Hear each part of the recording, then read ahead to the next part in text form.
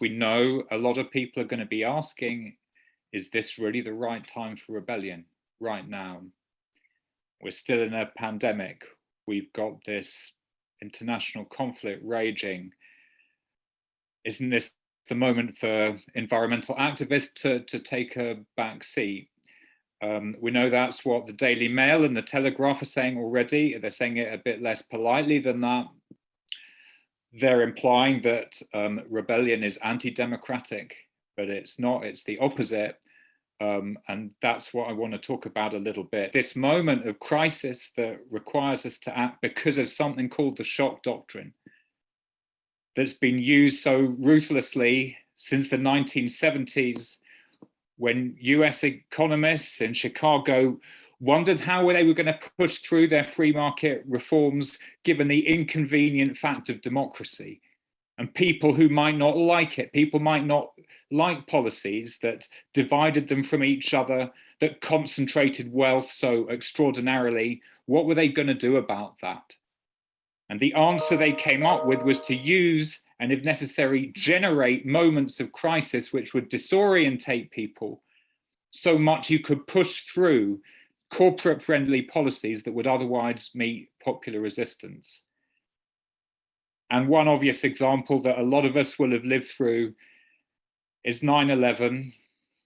And remember all that wall-to-wall coverage, those images, those human stories that were moving in so many ways. And remember how almost within days that became the war on terror. How we were told either we were with the US or we were against them, and how that became bombing the shit out of the people of Baghdad. And we know what that was about. It was about oil. It was about the fact that before the 2003 invasion, Iraq's oil fields were nationalized. And the war was to allow Exxon and Chevron and BP and Shell to get their hands on Iraq oil. And we know that now, and we know how we were manipulated. We saw the shock doctrine in force after the financial crisis in 2008, when we were told if we were really with the project, if we wanted to avoid things getting worse, we had to tighten our belts, we had to be for austerity.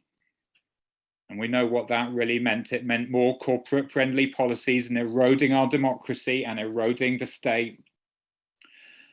And we heard it again with the pandemic, how in that state of emergency, if any of us questioned all those government deals for emergency measures with their corporate friends, we weren't understanding the emergency. We were getting in the way of the vital business that needed to be done. We've seen how in 2021 emissions have risen back to their peak. We've seen how the pandemic has been used to force through a bill that will make it an offence punishable with 10 years to stand up for our rights. And that is what's been happening, the shock doctrine, using these moments of crisis to force through policies that erode our democracy.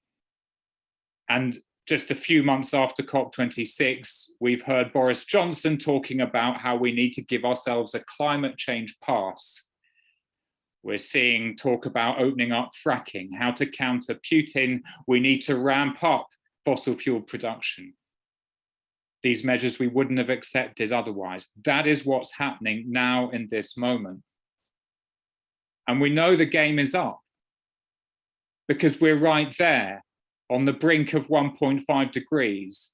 We've been told by the International Energy Agency, any more fossil fuel supply projects, that's gone. Beyond 1.5 degrees, according to the science, tropical regions of the world are going to experience wet bulb temperatures above 35 degrees beyond the capacity of the human body to cool itself down. That's where 40% of the world's population live. And if your family is there now and you know that's imminent, you want to get out now. You don't want to wait for that to happen because that's going to be too late. What that really means is we keep drilling, 40% of the world's population are in death zones.